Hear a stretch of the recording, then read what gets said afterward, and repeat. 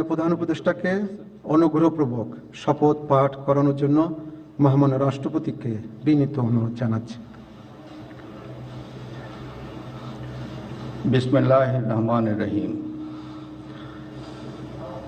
প্রধান উপদেষ্টার শপথ। আমি মোহাম্মদ ইউনুস সশ্রদ্ধ চিত্তে